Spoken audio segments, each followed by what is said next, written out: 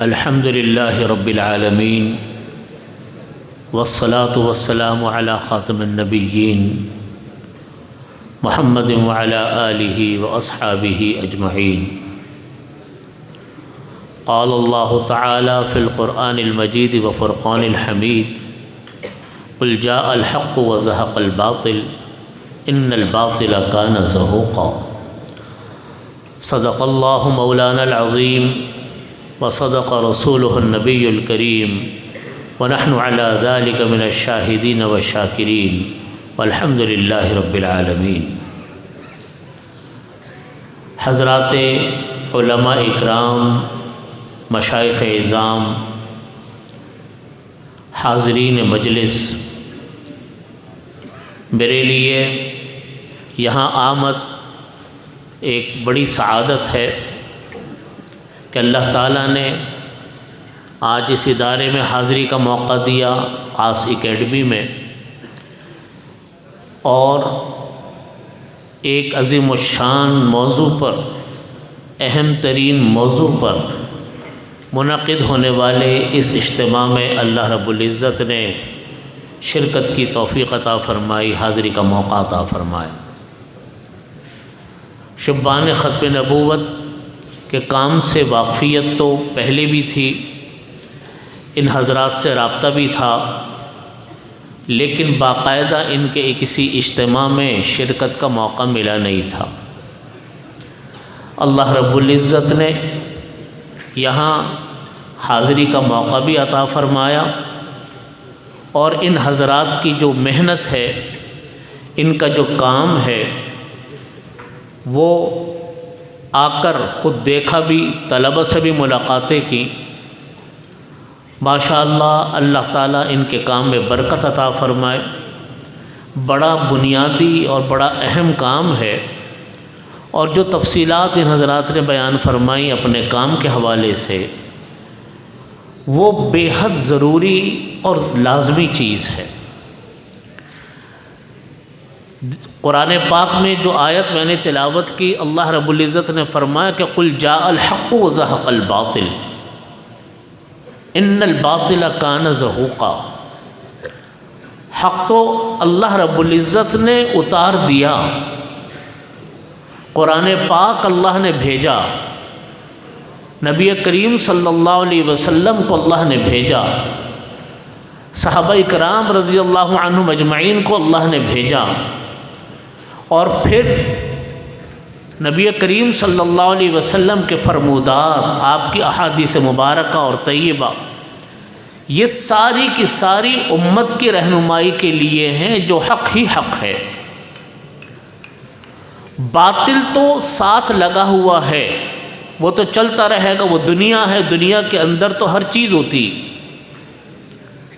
باطل ہے، لیکن اللہ تعالیٰ فرماتے ہیں کہ باطل مٹ کر رہے گا۔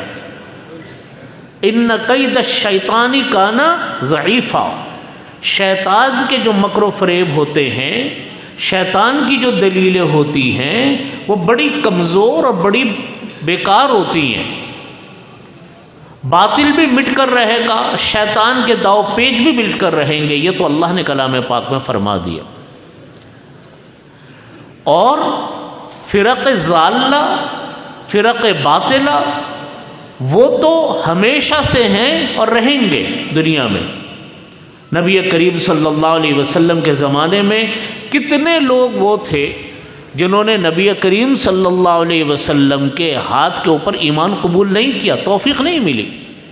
خاندان کے لوگ، آپ کے قبیلوں کے لوگ، آپ کے ساتھ رہنے والے، آپ کو امین اور صادق ماننے والے، لیکن ایمان کی توفیق نہیں ملی۔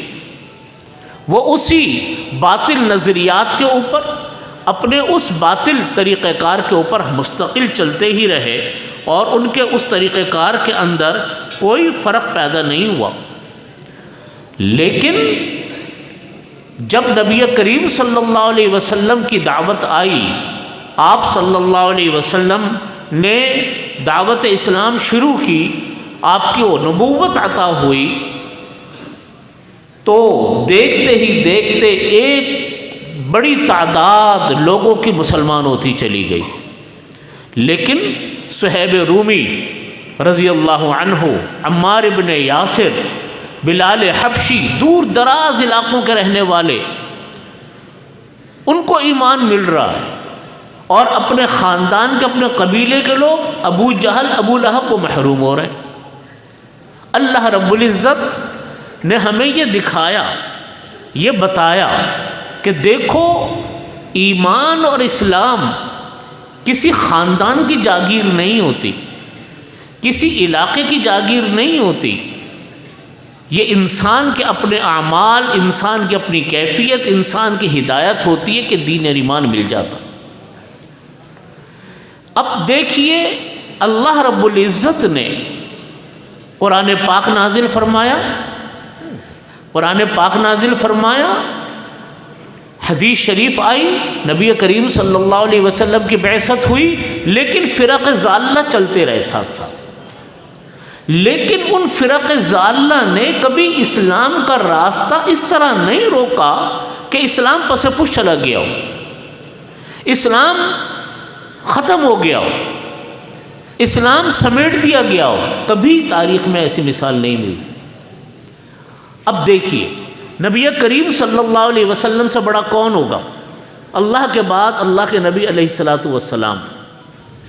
لیکن جب نبی کریم صلی اللہ علیہ وسلم دنیا سے رخصت ہوئے تو کتنا بڑا انقلاب تھا کہ اللہ کے نبی ہی چلے گئے۔ صحابہ کرام جن کے خاطر اپنی جانیں قربان کر کے، اپنے گھر چھوڑ کر مکہ مکرمہ سے مدینہ طیبہ ہجرت کر کے آئے، وہ تو حیران و پریشان تھے کہ یا اللہ اب ہوگا کیا، ہم کہاں جائیں گے؟ اللہ تعالیٰ نے نعم البدل کی ترتیب نہیں رکھی، ہر آدمی اپنے ساتھ جو چیزیں لایا وہ لے جاتا ہے، لیکن اس کے برکات چلتی ہے۔ اب نبی صلی اللہ علیہ وسلم جب رخصت ہوئے تو زمانہ کس کا آیا؟ کون امیر المومنین بنے؟ حضرت ابو بکر صدیق رضی اللہ عنہ۔ نبی تو نہیں تھے نا، لیکن جب حضرت ابو بکر صدیق رضی اللہ عنہ نے امارت سنبھالی، ساری دنیا جانتی ہے کہ اسلام کا کام، اسلام کا قافلہ آگے بڑھتا ہی رہا، کم نہیں ہوا، کام بڑھا۔ نبی تو رخصت ہو گئے، نبی کا کوئی متبادل تو ہو ہی نہیں سکتا، نبی کا کیا متبادل ہوگا، لیکن آپ کی تعلیمات، آپ کی احادیث مبارکہ موجود تھی، کام بڑھتا رہا۔ حضرت عمر فاروق، جب نبی حضرت ابو بکر صدیق رضی اللہ عنہ دنیا سے رخصت ہوئے تو زمام کار کن کو ملی، خلافت کن کو ملی؟ حضرت عمر فاروق رضی اللہ عنہ کو۔ ساری دنیا جانتی ہے جو فتوحات کا سلسلہ عمر فاروق رضی اللہ عنہ کے زمانے میں ہوا، جو کام پھیلا، اس نے تو دنیا کو ششدر کر دیا، دنیا کو حیران کر دیا، لیکن کام بڑھتا رہا۔ فرق ضالہ اپنا کام کرتے رہے، فرق باطلہ اپنا کام کرتے رہے، اور اللہ اور اس کے رسول صلی اللہ علیہ وسلم کی جماعت اپنا کام کرتی رہی۔ ان کے کاموں میں کوئی فرق واقع نہیں ہوا، کام صحابہ کرام رضی اللہ عنہ مجمعین نے مستقل آگے بڑھایا، باوجود یہ کہ باطل اپنا کام کر رہا تھا۔ اہل حق اپنا کام کرتے رہے، اہل باطل اپنا کام کرتے رہے۔ قرآن کریم میں اللہ نے فرما دیا کہ ان الباطل کان زہوقا، باطل مٹ کر رہے گا، آپ اپنا کام نہ چھوڑنا۔ صحابہ کرام رضی اللہ عنہ کے بعد پھر ادوار گزرتے رہے، تابعین کا زمانہ، تبع تابعین کا زمانہ، پھر اسلامی خلافتوں کے زمانے، سب چلتے رہے۔ آج جس دور میں ہم اور آپ موجود ہیں، آج بھی ہم لوگ کہتے ہیں کہ صاحب قادیانیت ہے، یقیناً ہے۔ ختم نبوت کو نہ ماننے والے بہت سارے بدبخت ابھی بھی موجود ہیں جو نہیں مانتے ختم نبوت کو، وہ ہیں۔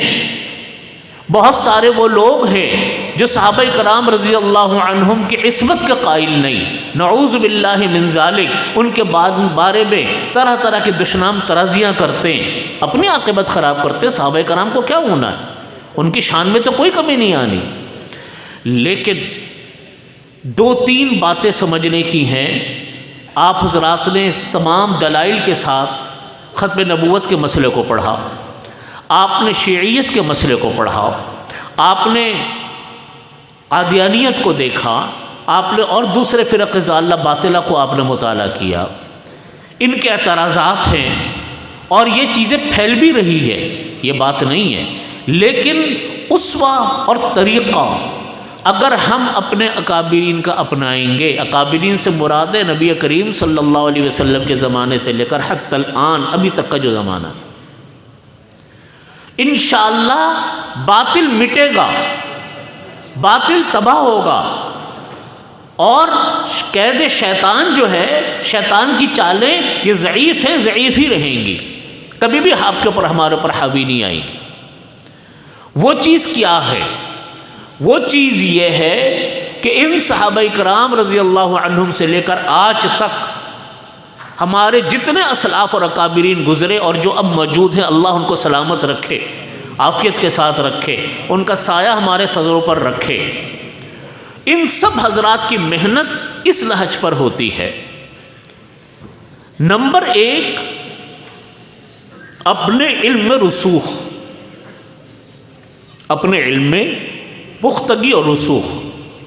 مسئلہ وہاں پڑتا ہے جب ہمارے علم میں رسوخ اور پختگی نہیں ہوتی۔ میرے جو حضرات یہاں موجود ہیں ماشاءاللہ سب مدارس سے وابستہ ہیں، اپنے علم میں رسوخ پیدا کریں، اپنے علم کے اندر پختگی پیدا کریں، انشاءاللہ ہر بڑے سے بڑے باطل کا مقابلہ کر سکو گے۔ دیکھیے نا، کوئی ایک معتزلہ، روافض اور جہمیہ، مرجیہ، قدریہ، جبریہ، کتنے فرقے ماضی میں گزرے، ہم کتنے کتابوں میں اس کے حوالے پڑھتے ہیں۔ انہوں نے اپنا کام ضرور کیا، لیکن کبھی انہوں نے اسلام کا راستہ ایسا روکا ہو کہ علاقے میں اسلام کا پھیلنا بند ہو گیا ہو؟ کبھی ایسی مثال سنی ہے آپ نے؟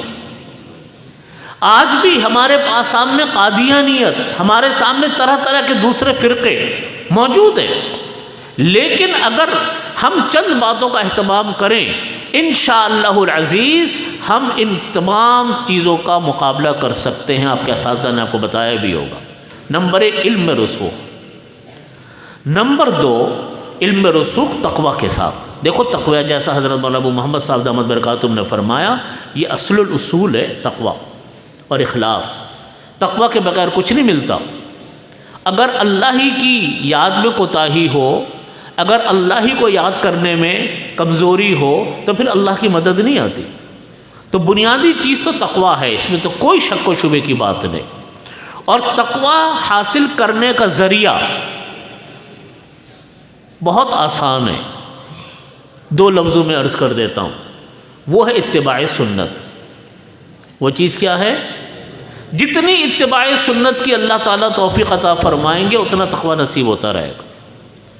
دوسری چیز، اپنے اکابر علماء اکرام سے تعلق اور ربط، یہ کمزور نہیں پڑنا چاہیے کسی بھی مرحلے پر۔ اللہ رب العزت نے آپ کے ہر علاقے میں، ہر شہر میں اللہ والے دیے، اگر نہیں ہیں تو دوسرے شہروں میں جن کی طرف مناسبت اور رجوع کر لو۔ تو تقوی کے ساتھ علم میں رسوخ۔ نمبر دو، اپنے بزرگوں کے ساتھ روابط، اپنے بزرگوں کے طور طریقوں کو اپنانا، یہ ہے بنیاد۔ میرے دادا حضرت مفتی شفیع صاحب رحمۃ اللہ علیہ مدینہ طیبہ حاضر ہوئے، روضہ اقدس پہ کھڑے ہوئے تھے۔ یہ میں نے واقعہ اپنے والد صاحب رحمۃ اللہ علیہ سے بارہا سنا، اپنے چچا حضرت مفتی تقی عثمانی صاحب دامت برکاتہم سے بھی بارہا سنا۔ فرمانے لگے کہ میں روضہ اقدس پر جب حاضر ہوتا تھا، حضرت مفتی صاحب رحمۃ اللہ علیہ فرماتے ہیں کہ جب میں روضہ اقدس پہ حاضر ہوتا تھا تو میرے سے جالی کے قریب جایا نہیں جاتا تھا، مجھے شرم آتی تھی کہ میں کیسے حاضر ہوں گا جالی کے قریب کھڑا ہوں۔ تو فرماتے تھے میں سلام کرتے وقت پیچھے کو بالکل نظر جھکا کے میں کھڑا ہو جاتا تھا۔ تو فرمانے لگے کہ ایک دن میرے دل میں یہ خیال آیا، حضرت مفتی صاحب رحمۃ اللہ علیہ فرماتے کہ ایک دن میرے دل میں یہ خیال آیا کہ تو کیسا آدمی ہے، بد نصیب ہے۔ کیا لفظ حضرت نے بولا کہ ساری دنیا تو جالی کے قریب جاتی ہے، تو جالی سے اتنی دور کھڑا ہوا ہے۔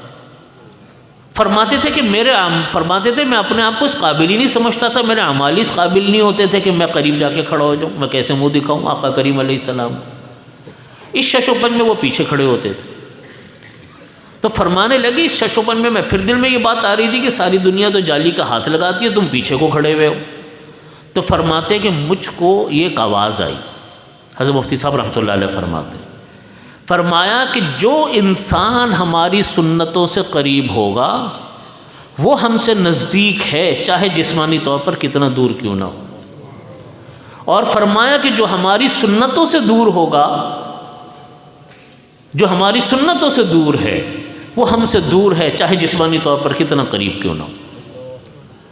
تو بات یہ ہے کہ جب انسان طریقے اپنے بڑوں کے لیتا ہے، نبی کریم صلی اللہ علیہ وسلم کے، صحابہ کرام کے، تابعین، تابعین، وہ سلسلہ ہمارے سلسلۃ الذہب چلا آ رہا ہے، تو اللہ تعالیٰ نے اس سلسلے میں بڑی برکتیں رکھی ہیں۔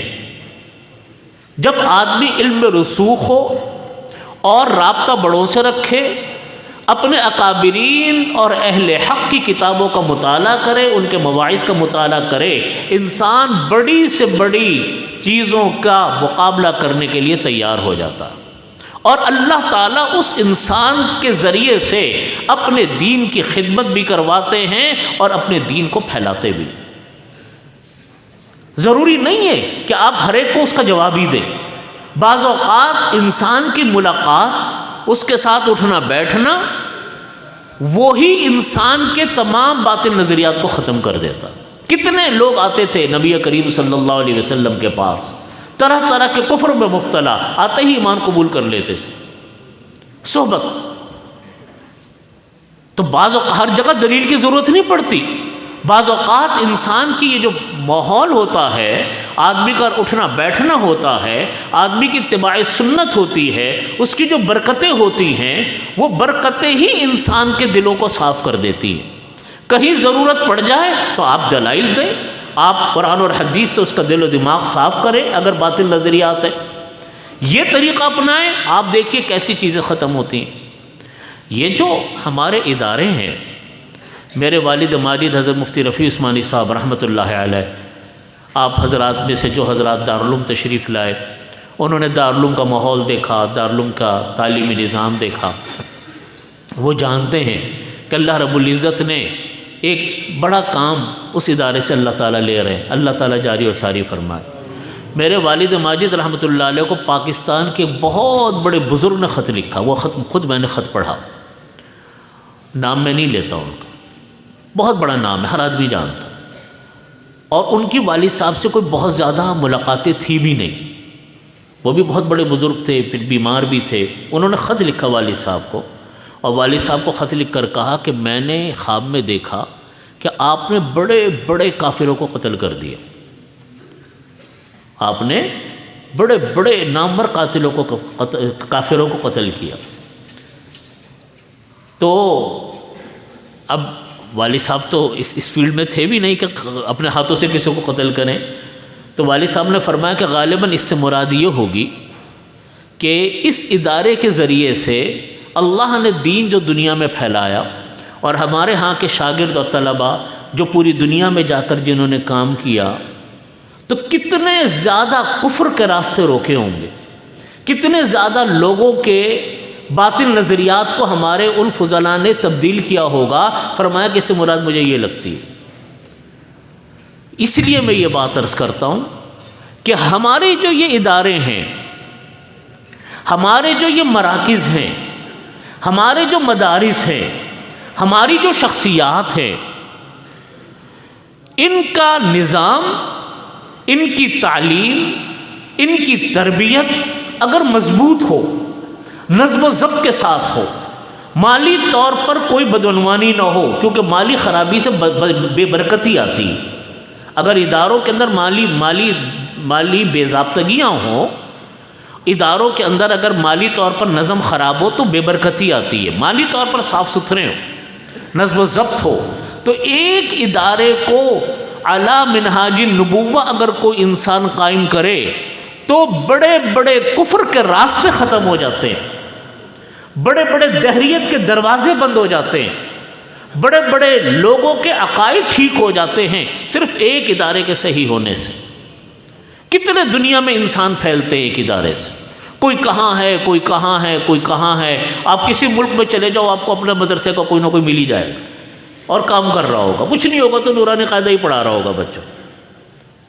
تو بھائیوں، بات یہ ہے کہ علم رسوخ، اپنے بزرگوں سے رابطہ، تیسرے نمبر پر اپنے اداروں کو مضبوط بنائیں، اپنے اداروں کو نظم و ضبط کا پابند بنائیں، اپنے اداروں کے اندر مالی طور پر ایسا نظم بنائیں کہ وہ ادارے بالکل صاف ستھرے مالی طور پر ہوں۔ آپ دیکھیے گا کہ ان اداروں کا قیام، ان اداروں کی مضبوطی کتنے بڑے کفر کے راستوں کو روکنے والی چیز ہے۔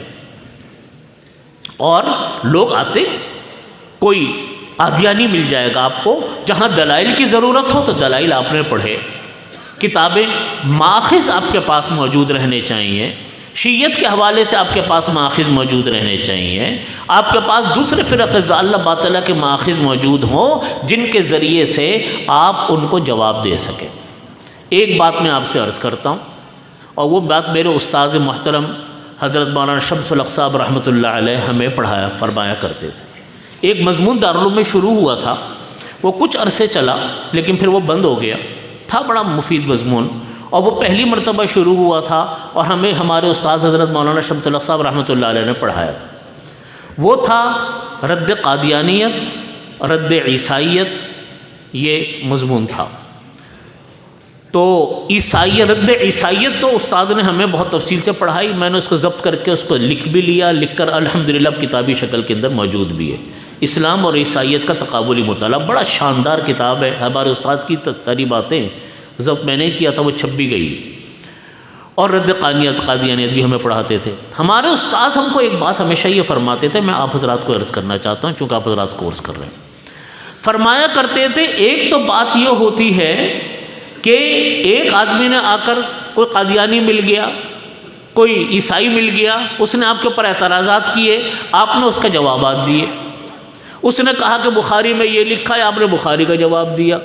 اس نے کہا کہ صاحب آپ کی فلانی کتاب میں یہ لکھا ہے، تو آپ نے اس کا جواب دیا۔ آپ دفاعی پوزیشن پر آ گئے۔ ہمارے استاد فرماتے تھے کہ یہ طریقہ نہیں ہے کسی سے بات کرنے کا۔ فرمایا کرتے تھے کہ طریقہ یہ اپناؤ کہ اس کا اعتراض کا جواب ضرور دو، لیکن اس کی کتاب کے حوالے دو، اس کو مجبور کرو کہ وہ اپنی کتاب کے دفاع کے مقابلے میں کھڑا ہو، جو ہمارے ہاں یہ کام کم ہوتا۔ ہم لوگ ان کی کتابوں کا مطالعہ کریں، ان کے مطالعے سے ان کی کمزوریوں کو نکالیں اور ان کو بتائیں، تاکہ ان کا اس باطل نظریے سے اعتقاد ختم ہو۔ ہمارے استاد رحمۃ اللہ علیہ کے ملفوظ جو میں نے آپ کے سامنے سنایا۔ تو خلاصہ یہ ہے، میری بات کا حاصل یہ ہے، اپنے آپ کو بھی مضبوط بنائیں، اپنے اداروں کو بھی مضبوط بنائیں، اپنے مطالعے اور علم رسوخ پیدا کریں، اپنے اکابرین سے رابطہ رکھیں۔ انشاءاللہ العزیز باطل پہلے بھی تھا، باطل رہے گا بھی، لیکن ہمارا اور آپ کا کبھی کچھ نہیں بگاڑ سکتا، کبھی کچھ نہیں بگڑ سکتا۔ کمزوری وہاں آتی ہے جہاں ہم اپنے طریقوں سے ہٹتے ہیں، یا ان چیزوں میں ہمارے ہاں نقص پیدا ہوتا ہے۔ اللہ رب العزت ہمیں ان باتوں پر عمل کی توفیق عطا فرمائے۔ اصل بیان حضرت دامت برکاتہم کا ہوگا، انشاءاللہ ہم سب کے لیے بڑا نفع بخش اور فائدہ مند ہے۔ ہم سب حضرات اس کو توجہ سے سنیں اور ہمیشہ اس دعا کو کرتے رہیں، اللہم ارنا الحق حقا وارزقنا اتباعہ وارنا الباطل باطلا وارزقنا اجتنابہ۔ ان کی دعا مانگتے رہیں، مسنون دعا ہے، تاکہ اللہ تعالی ہمیں سیدھے راستے پر رکھے اور دوسرے لوگوں کے لیے ہمیں ہدایت کا ذریعہ بنائے۔ وآخر دعوانا الحمدللہ رب العالمین۔